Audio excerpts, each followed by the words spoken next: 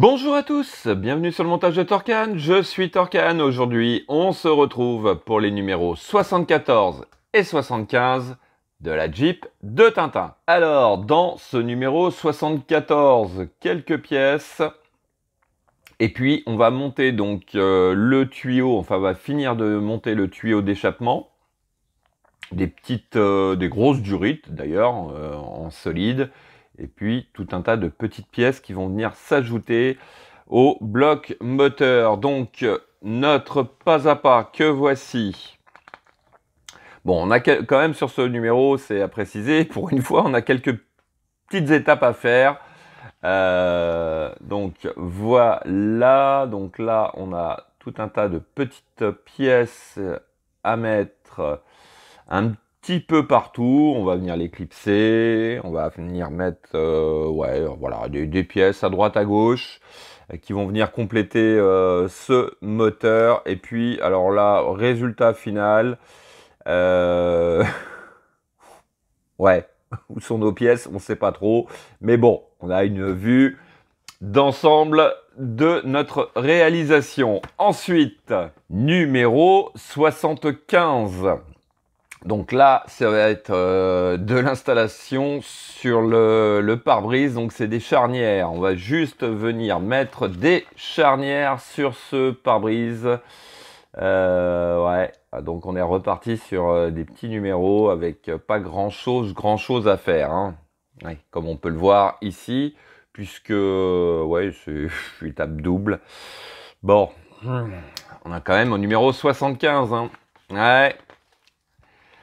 On n'a pas vraiment l'impression d'avancer.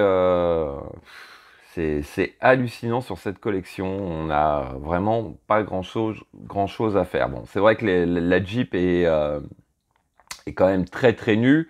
On n'a pas de portière, on n'a pas de toit, on n'a pas de vitres, forcément. Mais bon, on revient sur le sujet. Ouais.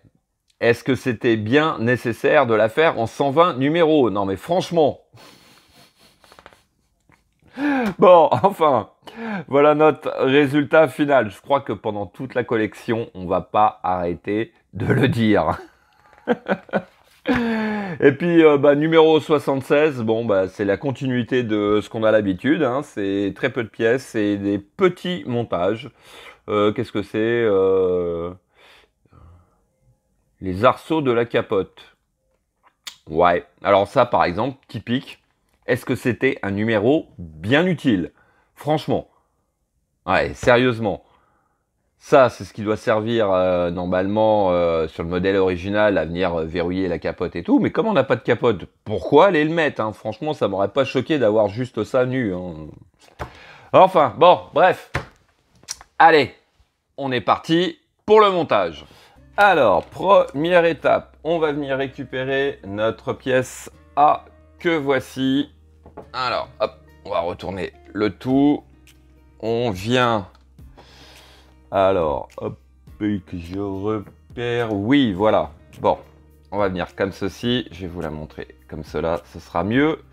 Donc, ici, on a une pièce avec un gros trou au centre et un petit trou décentré qui correspondent à nos deux picots qui sont ici. Donc, on vient, hop, passer à l'intérieur comme ceci.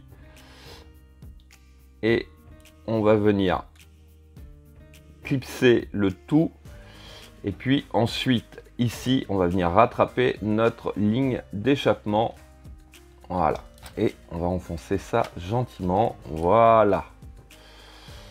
Bon. Voilà ce que ça donne pour l'étape 1.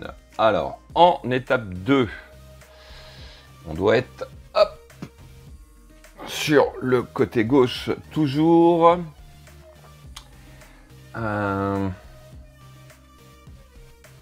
Oui, donc ici, on va venir récupérer notre pièce B.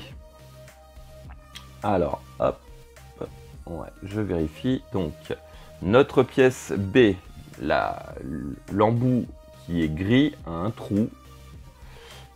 Et il va venir juste ici. Alors, on va... Hop. venir rentrer le picot dans le trou.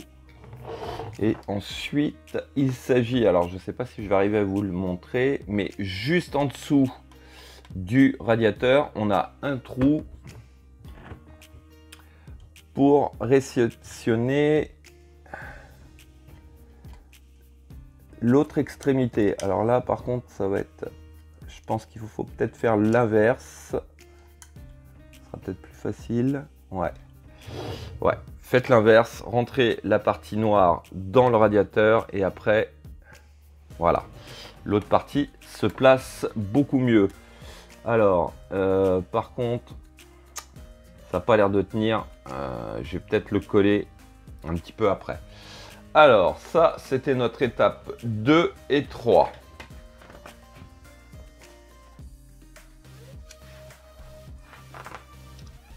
En étape 4, alors étape 4, on est tac, donc juste ici, toujours sur le côté gauche. On va prendre, alors c'est quelle pièce? C'est notre pièce C. Alors notre pièce C, tiens donc, c'est celle-là? Faut que je vérifie quelque chose. Non, la pièce C, c'est celle-ci. Alors, notre pièce C, elle va...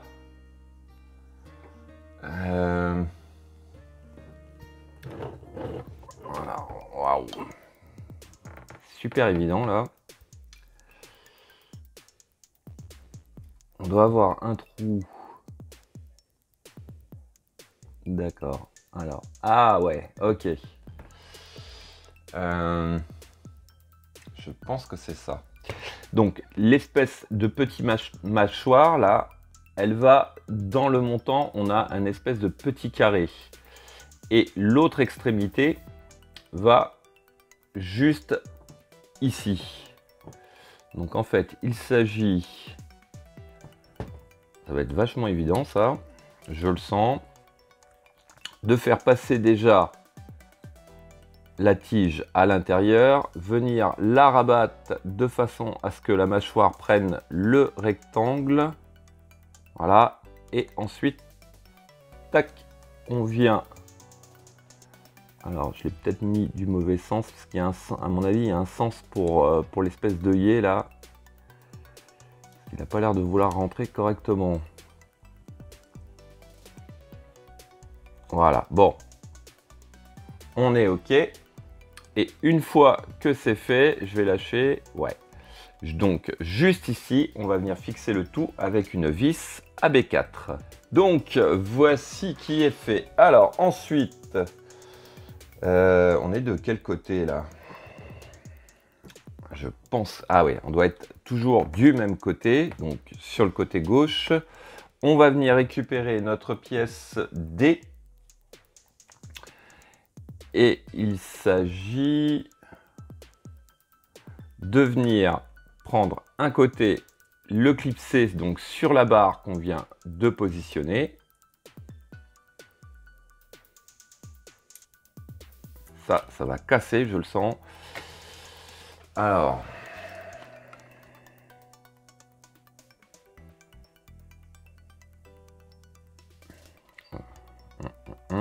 Non, c'est bien comme ça.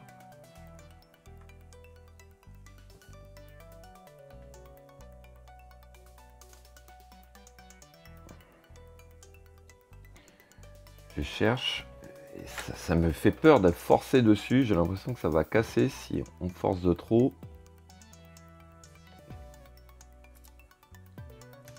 Bon, ça va, faut vraiment y aller délicatement. Et une fois qu'on l'a clipsé d'un côté, on le rabat de façon à ce qu'elle vienne, alors hop, pousse-toi, qu'elle vienne, que le deuxième crochet vienne se fixer juste ici, là.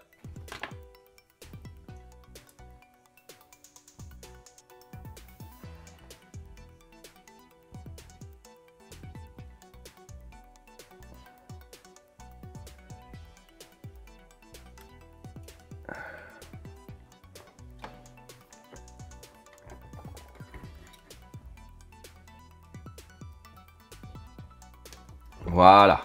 Bon, c'est super flippant à faire. Alors, ensuite, hop, on va venir juste ici. On a un très gros trou. On prend notre dernière pièce, qui est la pièce E. On va rentrer le bout de tige à l'intérieur, comme ceci. Et puis, on vient la prendre juste ici. Donc, en fait, sur la barre, on a une deuxième petite encoche qui va prendre l'espèce de petite pince. Voilà. Comme ceci. Voilà. Bon, alors ça, c'était notre numéro 74. Donc, voilà ce que l'on a réalisé. Ça se voit pas trop, c'est vrai. Mais, bon, voilà. On peut pas dire qu'on a avancé, on n'a pas l'impression d'avancer. Allez, on va passer au numéro 75. Alors, nos pièces pour ce numéro 75, les voici. Et puis, on va ressortir donc notre pare-brise. Donc là, je vais pousser tout ça. Je vais mettre un petit chiffon quand même pour protéger ma pièce. Voilà. Alors, on va venir, tac, donc de ce côté. Alors, sur la première étape, on va venir de chaque côté. Je pense que je peux zoomer un peu parce que là, ça va être du petit. On a 2 trous de chaque côté pour ces 2 pièces-ci. Voilà.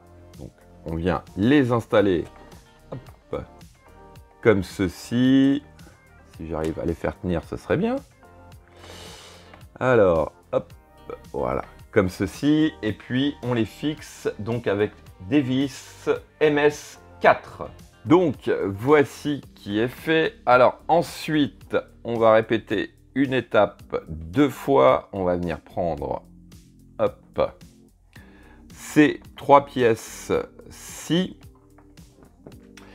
Alors, il s'agit de venir placer cette pièce au milieu des 2 autres. Alors là, pour vous montrer, ça va pas être évident. Et en fait, on va venir fixer le tout. Donc, je sais pas si ça va se voir, mais voilà. On vient placer une plaque au-dessus et en dessous. Et de chaque côté, on va mettre des vis AS3. Et ça, on le fait 2 fois. Donc, voici qui est fait. Et ensuite, eh ben, tout simplement, on va venir mettre les 2 autres parties des pattes juste ici sur les premières pièces que l'on a montées. Et de chaque côté, pareil, on fixe le tout avec des vis AS3. On fait ça de ce côté et de l'autre côté. Et donc, voici qui est fait. Donc là, je pense que pareil, hein, c'est vraiment un élément de déco. Ça va pas servir. Bon, ouais. Enfin bon, on a fait quand même quelque chose, si on peut dire. Si on peut dire. Donc, hop, vraiment, je me rappelais plus de cette petite lunette de pare-brise qui se lève. Voilà, c'est vraiment top.